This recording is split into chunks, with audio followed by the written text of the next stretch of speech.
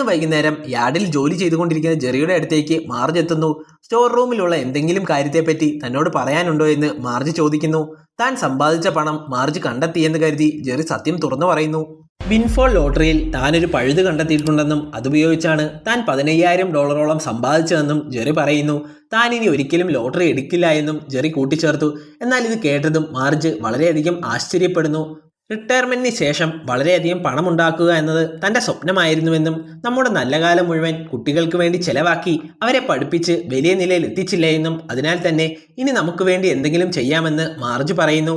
തന്നോട് എന്തുകൊണ്ടാണ് ഇതിനെപ്പറ്റി നേരത്തെ പറയാഞ്ഞതെന്നും മാർജ് ചോദിക്കുന്നു. ഇത് കേട്ടതും ജെറിയുടെ സന്തോഷം വർദ്ധിക്കുന്നു. അടുത്ത ദിവസം ജെറിയും മാർജും ടൗണിലെ കടയിൽ ലോട്ടറി വാങ്ങാനായി പോകുന്നു. എന്നാൽ അന്ന് അവിടെ വിൻഫോൾ ടിക്കറ്റിന്റെ മെഷീന്റെ സ്ഥാനത്ത് മറ്റൊരു മെഷീൻ വെച്ചിരിക്കുന്നത് അവർ കാണുന്നു.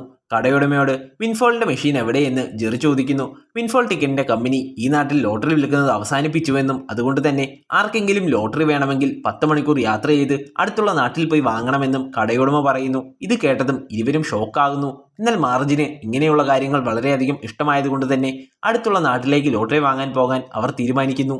മാർജ് തങ്ങൾക്ക് ലഭിച്ച $15,000 ലാഭത്തെപ്പറ്റി സ്റ്റീവിനോട് പങ്കുവെച്ചതും താനും $1,000 നൽകി ഇതിൽ പങ്കുചേരാൻ ആഗ്രഹിക്കുന്നുണ്ടെന്ന് സ്റ്റീവ് പറയുന്നു. അടുത്ത ദിവസം തന്നെ എല്ലാം പാക്ക് ചെയ്ത് വണ്ടിയിൽ ലോട്ടറി വാങ്ങാനായി ഇരുവരും യാത്ര ആരംഭിക്കുന്നു. അവർ 10 മണിക്കൂർ യാത്ര ചെയ്ത് അടുത്തുള്ള നാട്ടിലെ ഒരു കടയിലേക്ക് എത്തുന്നു. ജെറി തന്റെ കയ്യിലുള്ള പണം കടക്കാരന് നൽകി താങ്കൾക്ക് $15,000 വില വരുന്ന വിൻഫോൾ ടിക്കറ്റ് വേണമെന്ന് ആവശ്യപ്പെടുന്നു. എന്നാൽ ഇത് കേട്ടതും വളരെ ആശ്ചര്യത്തോടെ കടക്കാരൻ അവരെ നോക്കുന്നു. ഇത്രയധികം ടിക്കറ്റ്സ് പ്രിന്റ് ചെയ്യണമെങ്കിൽ ഏകദേശം 8 മണിക്കൂറോളം എടുക്കുമെന്നും തനിക്ക് അത്രയും സമയം നിങ്ങൾക്ക് വേണ്ടി ചിലവഴിക്കാൻ പറ്റില്ല എന്നും കടക്കാരൻ പറയുന്നു. അതിനാൽ തന്നെ നിങ്ങൾ ഈ മെഷീൻ ഓപ്പറേറ്റ് ചെയ്യണമെന്ന് കടക്കാരൻ കൂട്ടിച്ചേർത്തു. ഇത് കേട്ടതും അവർ അതിന് സമ്മതിക്കുന്നു.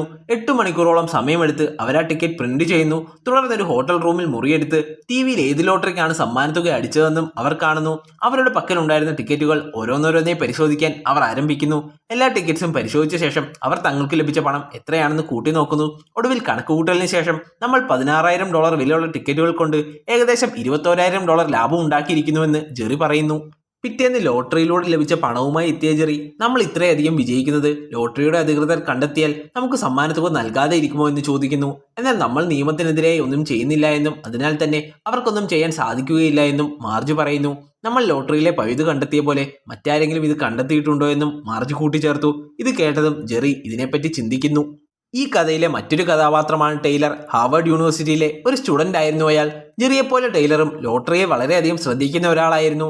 ടൈലറും വളരെയധികം ബുദ്ധിമാനായതുകൊണ്ട് തന്നെ ലോട്ടറിയിലെ ലൂപ്പ് ഹോൾ അയാളും കണ്ടുപിടിക്കുന്നു.